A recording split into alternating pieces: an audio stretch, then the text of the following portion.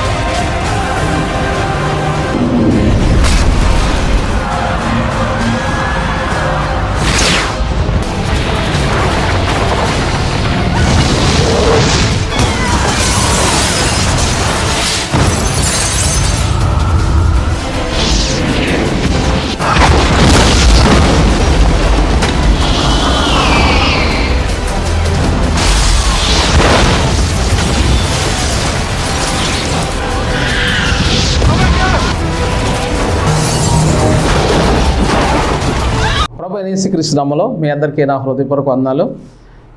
మీకోసం నేను అనుదినము ప్రార్థిస్తూ ఉన్నాను. మీరు నాకు ఎంతో సహాయపడుతున్నారు, ప్రోత్సహిస్తున్నారు. నాకు విజ్ఞాపన చేయడం అంటే చాలా ఇష్టం. విజ్ఞాపన ప్రతి ఒక్కరి కోసం పేరును చేయడం, వేకుజామున చేయడం, సాయంత్రం సమయంలో కుటుంబ ఆరాధనలో చేయడం, సంఘంతో కలిసి చేయడం నాకు బాగా బాల్యం నుంచి అలవాటు. నాకు మూడు బాగా అలవాటు. వేకుజామున ప్రార్థన పేరు విజ్ఞాపన చేయడం నాకు చాలా ఇష్టం. అందుకనే ఈ మధ్యన నేను చిన్నపిల్లలు ప్రార్థన ఉద్యమం అనే కార్యక్రమాన్ని ప్రారంభించాం. ఈ కార్యక్రమం ప్రారంభించాక చాలామంది ఆశ్రయించబడ్డారు. చాలామంది గవర్నమెంట్ ఎంప్లాయీలుగా, కొందరు దైవజనులుగా, ప్రవక్తలుగా వెళ్ళారు. 1990లో నేను మొట్టమొదటిసారిగా కోనసీమ అనే ప్రదేశానికి కొత్తగా నేను అడుగుపెట్టాను. బొంబాయి నగరంలో 10 సంవత్సరాలు విశ్వాస యాత్రలో నేను సువార్థికంగా పనిచేశాను. అక్కడ నేను పనిచేసినప్పుడు సంపాదించుకున్న ధనంతో ఈ కోనసీమ అనే ప్రదేశంలో, ఇప్పుడు నేను నివసిస్తున్న ప్రాంతంలో స్థలాలు కొనుక్కున్నాను. అలా కొనడానికి నేను సాహసించిన కాలము 1988 సంవత్సరంలో నేను స్థలాలు కొనడం కోసం దేవుని ఆత్మచేత ప్రేరేపించబడి స్థలాలు కొనుక్కున్నాను. మా మందిరం స్థలము 26 సెంట్లు. అయితే మా ఇల్లు అయితే పాడైపోయి ఉంది. అది ప్రభుత్వ వారు మరొకరికి ఇచ్చింది, నాకు అమ్మారు. బొంబాయి దర్శనంలో ప్రభు నాకు చెప్పారు ఆ స్థలం కొనుక్కోమని. నేను ఇల్లు కొనుక్కున్నాను, పాడైపోయిన ఇల్లే కొనుక్కున్నాను. 1990 నుంచి ఇంతవరకు 35 సంవత్సరాలు పాడుపడిన ఇంట్లోనే నేను ఉన్నాను, మీరు చూడొచ్చు. తర్వాత నేను మందిరం కట్టాను. అలా చాలా మందిరాలు కట్టి చాలామందికి ఇచ్చేసాను. నేను సొంతంగా కట్టుకున్నాను. నా కష్టార్జితంతో పని చేసుకున్న చెమటూర్చి కష్టపడిన దాంతో ప్రభు కృప వల్ల మందిరం గృహం కట్టుకోవడం జరిగింది. అంతగా డొనేషన్స్ ఏమీ లేవు. కానీ ఆ గతంలో కరోనాకు ముందు నేను మందిరం కట్టాను. అప్పుడు చాలామంది 30,000 చొప్పున డొనేషన్ ఇచ్చారు. హైదరాబాద్ నుంచి, బొంబాయి నుంచి బాబీ గారు, విజయ్ గారు, అలాగే అన్నమణి గారు, జాన్సన్ గారు, పిఎస్డి మాస్టర్ గారు, విజయ్, ఇంకా చాలామంది తదితర చాలామంది బిడ్డలు నాకు 30,000 చొప్పున సామ్యుల్ గారు ఇచ్చారు. వాళ్ళు ఇచ్చిన కానుకలతో, అంటే 30,000 ఇచ్చిన డొనేషన్తో 40 లక్షల ఒక పెద్ద మందిరాన్ని, అంటే ఇంచుమించుగా 500 మంది సీటింగు ఆ మందిరం కట్టడం జరిగింది. అది కరోనాకు ముందు. ఇప్పుడు మరలా రీసెంట్గా నేను మందిరం కడుతున్నాను, ప్రార్థన చేయండి. స్లాబ్ వెయ్యాలని నేను ఆశ కలిగి ఉన్నాను. మరలా ఈ విషయంలో మీరు అందరూ సహకరించండి. మరి గతంలో 6 ఏళ్ల క్రితం మందిర నిర్మాణంలో సహకరించిన మీ అందరికీ హృదయపూర్వక వందనాలు. మీరు మందిరం కట్టాక మమ్మల్ని దేవుడు దీవించాడు అని చాలామంది నాకు సాక్ష్యం చెప్పారు. నేను చాలా సంతోషపడుతున్నాను. అందుని బట్టి మరలా నేను మందిరం కట్టడానికి వెళ్తున్నాను. దయచేసి ప్రార్థన చేయండి, వీలైతే చిన్న కానుక పంపండి. బైబిల్లోంచి ఈరోజు 12 గుమ్మాల గురించి, యెరూషలేము యొక్క మందిరం యొక్క ప్రాకారాల గురించి మనం ధ్యానం చేయబోతున్నాం. నెహెమ్యా గ్రంథం 3వ అధ్యాయం.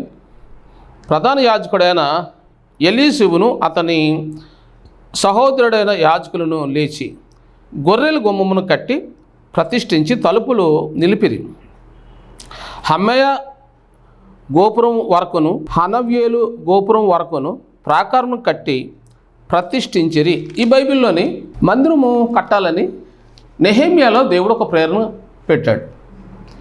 నెహెమ్యా రాజుగారి దగ్గర ఒక సాధారణమైన చిన్న ఉద్యోగి. మందిరం కట్టాలని ఎవరు అనుకుంటారంటే సర్వసాధారణంగా పాస్టర్లు అనుకుంటారు. ప్రవక్తలు, దైవజనులైన వారు మందిరం కట్టాలి అని పని పూనుకుంటారు. ప్రజలందరిని పోగుబెట్టి సైనికాధిపతికి యెహోవా సెలవిచ్చింది ఏమనగా ఇక్కడ మందిరం కట్టమని ప్రభు చెప్పాడు, కాబట్టి మీరందరూ సహాయం చేసి మీ సహకారాలు అందించి ఈ మందిరం కట్టడంలో మీరు సహకరిస్తే దేవుడు మిమ్మల్ని మీ కుటుంబాలు దీవిస్తాడని ఆ దినాల్లో బైబిల్ గ్రంథంలో అనేక ప్రాంతాల్లో అలాగ కట్టిన దాఖలు ఉన్నాయి. కానీ విచిత్రమైన వార్త ఏంటంటే ఇద్దరు వ్యక్తుల్ని నేను మీకు ఈరోజు పరిచయం చేస్తున్నాను. వీరిద్దరు ఎవరంటే విశ్వాసులు. ఒకటి నెహెమ్యా, రెండు రాజు అయిన హిజ్కియా. హిజ్కియా ప్రార్థన చేస్తే ఆ ఊర్లో కొన్ని లక్షల మంది, ఆ లక్షల మందిలో మరి కొన్ని లక్షల మంది రోగులుగా ఉంటారు. కానీ రోగులుగా ఉన్నప్పుడు దైవజనుడు ప్రార్థన చేస్తే రోగులు దేవుడు బాగు చేస్తాడు. అద్భుతం ఏంటంటే బైబిల్లోని చాలా ఆశ్చర్యకరమైన ఒక విషయాన్ని నేను మీకు చూపిస్తాను. 2వ దినవృత్తాంతాల గ్రంథం 30వ అధ్యాయం 20వ వచనం. యెహోవా హిజ్కియా చేసిన ప్రార్థన అంగీకరించి జనులను స్వస్థపరిచాను.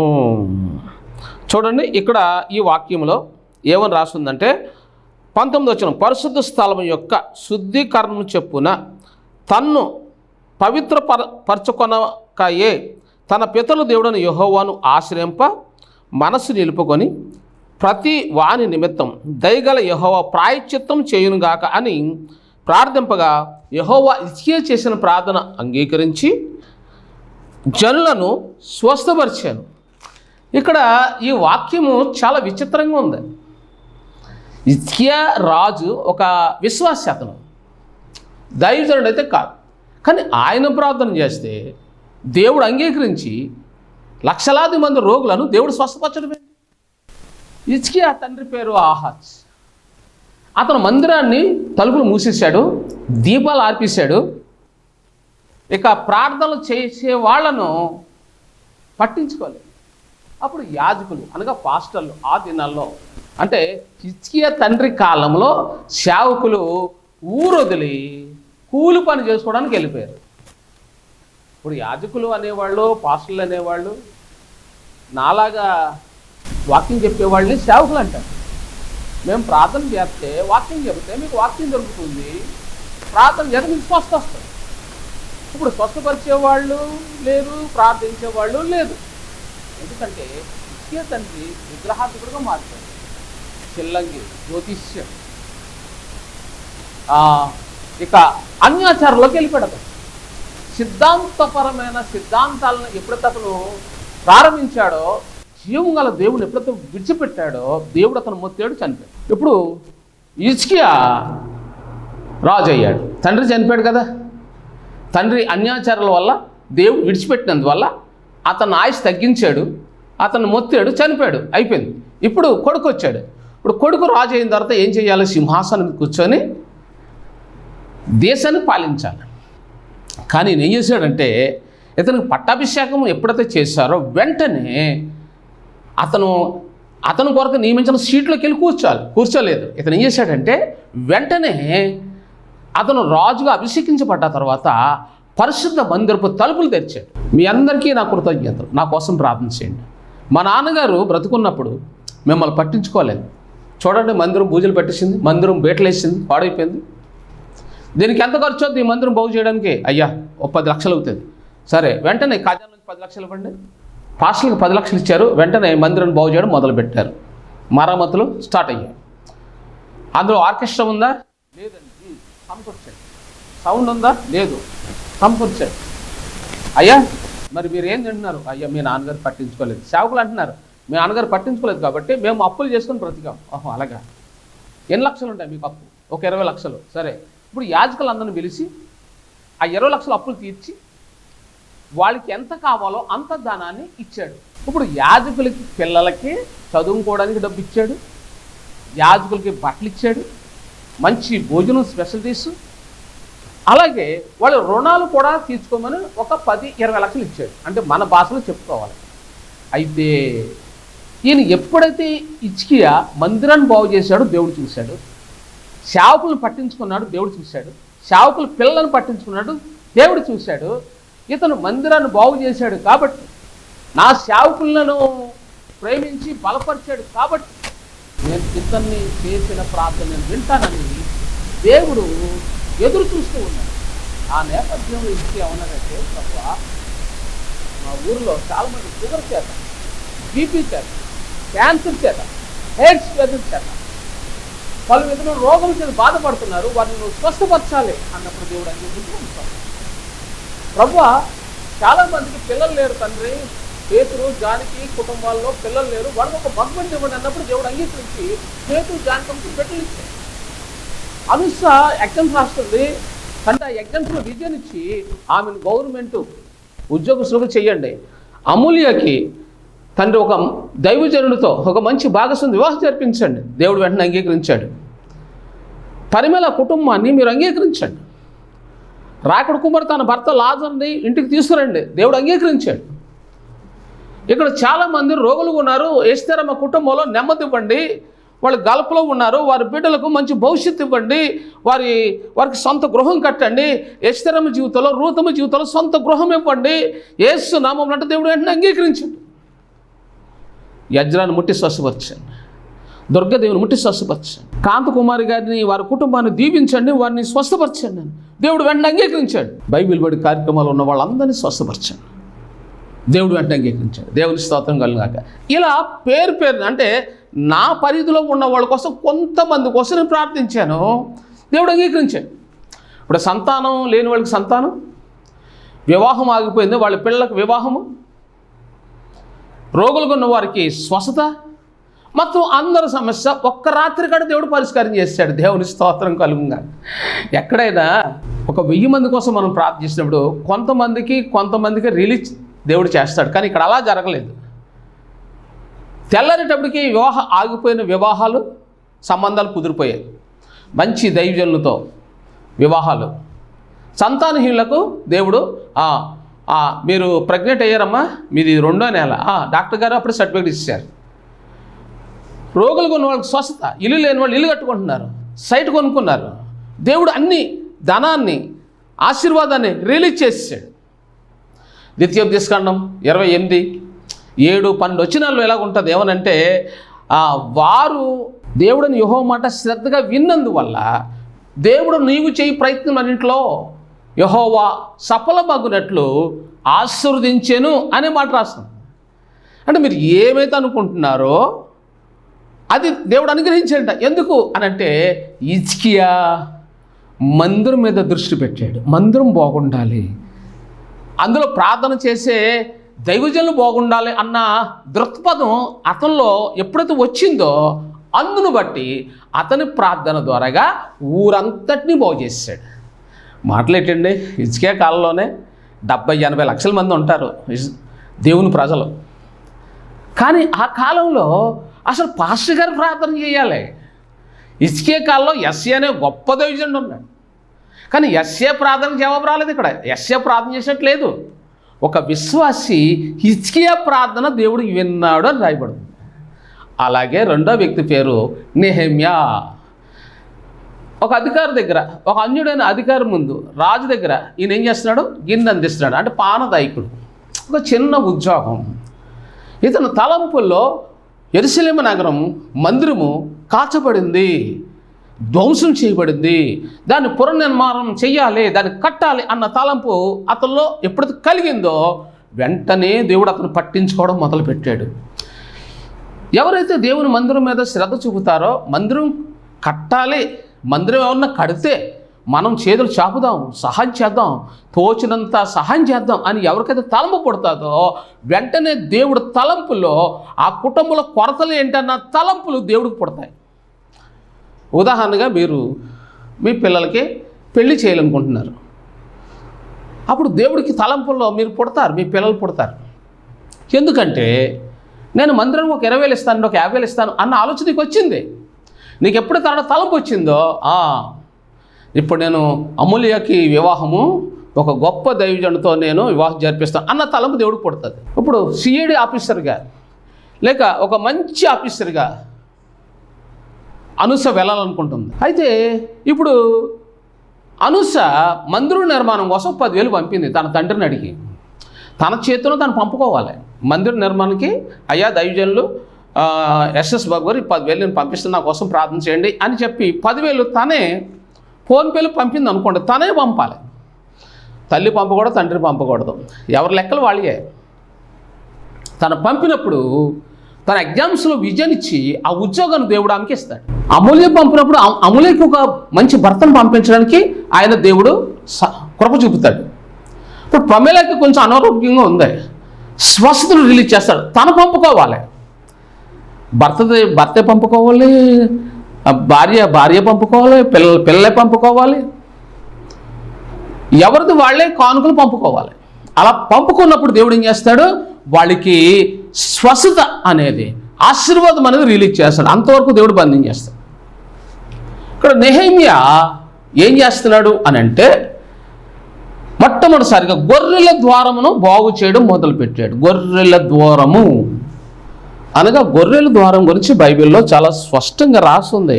అదేంటంటే మనకి వాక్యం ఇలా స్టార్ట్ అయింది. గొర్రెల ద్వారము అనే దానికి మార్కు సువార్త 1వ అధ్యాయం 15 వచనం, కాలం సంపూర్ణమై ఉన్నది, దేవుని రాజ్యం సమీపించి ఉన్నది, మారు మనసు పొంది సువార్త నమ్ముడని చెప్పుచు దేవుని సువార్త ప్రకటించుచు గలిలకు వచ్చాను.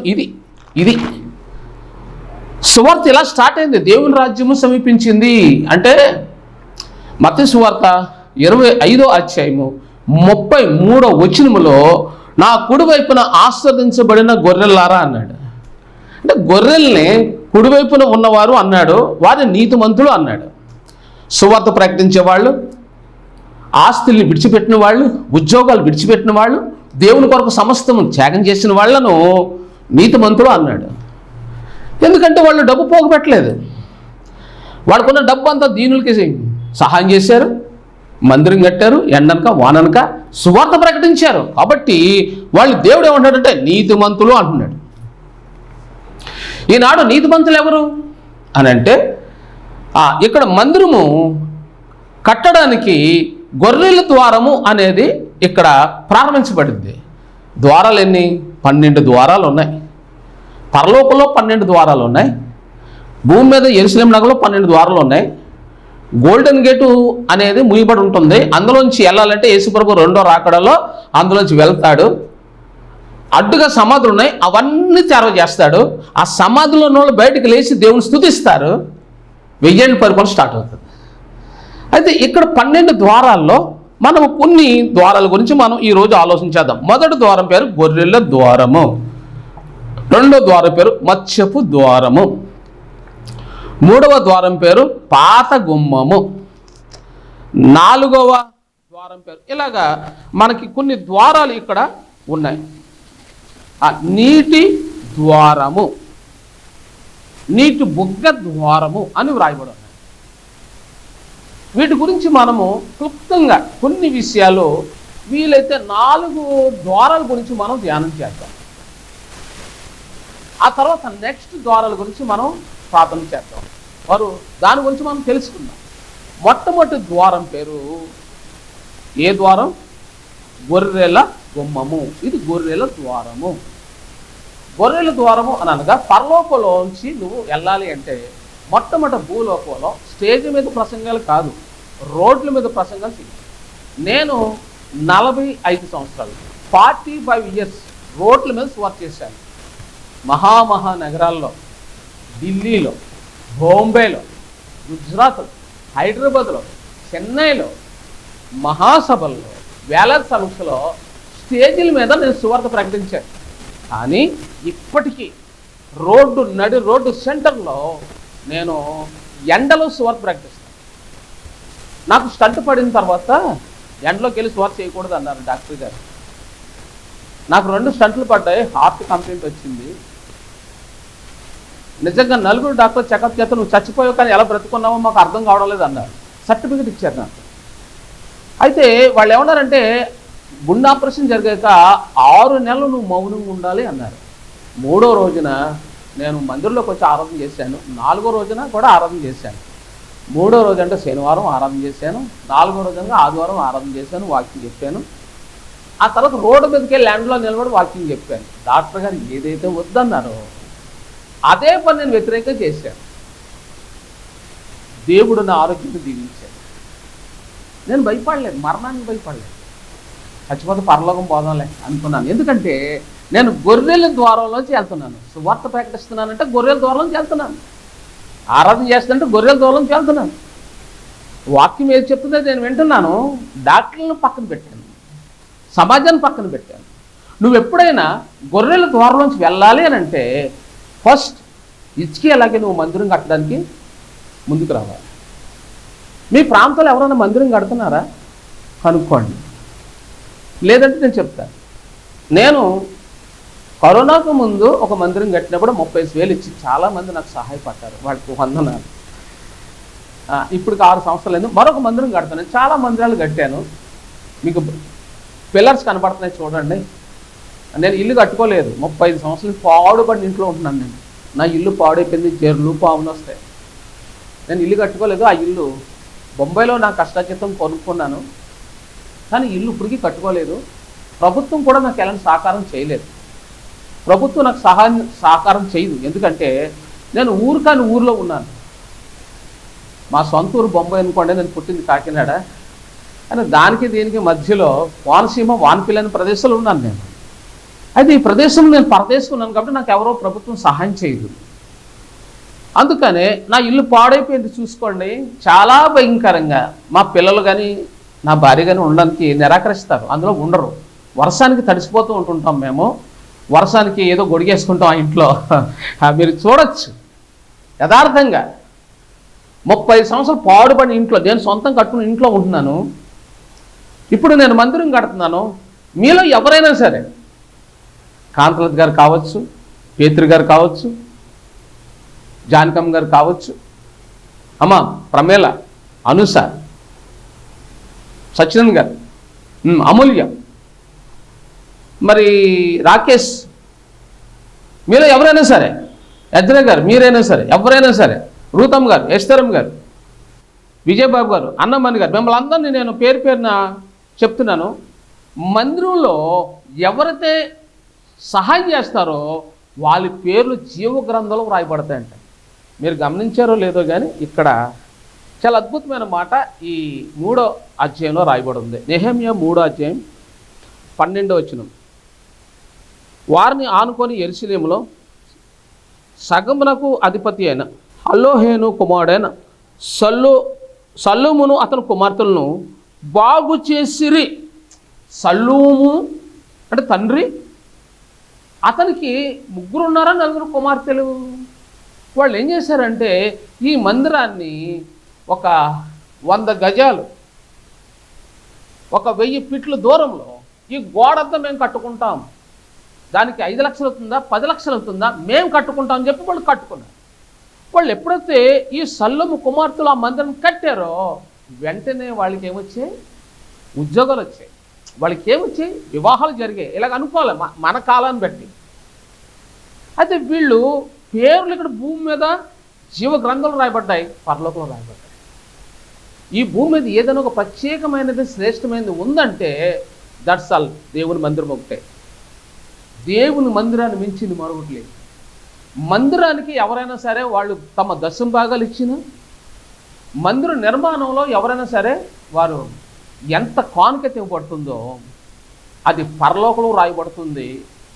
అది పేదవాళ్ళ సంఘం అయితే మీరు భూమి మీద భాగ్యవంతులు అవుతారు. మేము పేదవాళ్ళమే కదా, మేము గొప్పవాళ్ళమేం కాదు. అన్నీ విడిచిపెట్టాం. నాకు బొంబాయిలో ఉద్యోగం వదిలేశాను, ఇల్లు వదిలేశాను, ఆస్తి వదిలేశాను, అన్నీ వదిలేసాం. కొన్ని మందిరాలు కట్టి వేరే వాళ్ళకి ఇచ్చేసాం, మీరు నడుపుకోండి అని. మాకు వచ్చిన కానుకల్లో మాకు వచ్చింది అంతంత మాత్రమే. నెలకు 4,000 5,000 అనుకోండి, అవి ఎవరో వాళ్ళకి ఇచ్చేస్తూ ఉంటాం. అలా ఇచ్చేయడం వల్ల మా ఇల్లు కట్టుకోవడానికి మా దగ్గర నిధులు లేవు. ఏదన్నా రూపాయి పాపం ఉంటే ఇలాగా సువార్త ప్రకటించడానికి మేము ఇచ్చిస్తాం. ప్రియులారా, మీరు గమనించండి, ఇక్కడ సొలొమోను కుమార్తెలు మందిరాన్ని కట్టారు, వారికి దేవుడు మంచి భవిష్యత్తు ఇచ్చాడు. తర్వాత ఇందులోనే మరొక వ్యక్తిని దేవుడు మంచి బిరుదిచ్చాడు.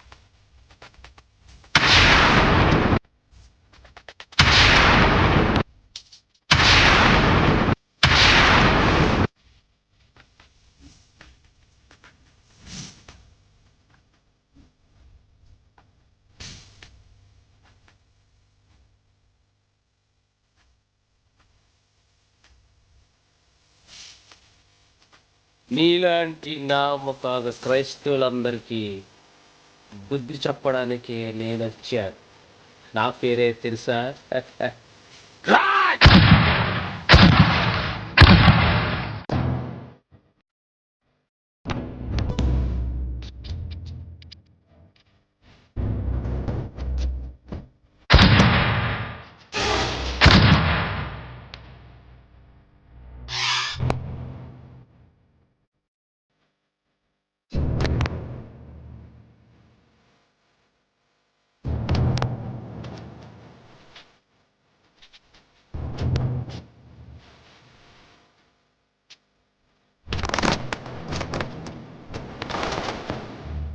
నా చేరువై నా స్నేహమై నన్ను ప్రేమించు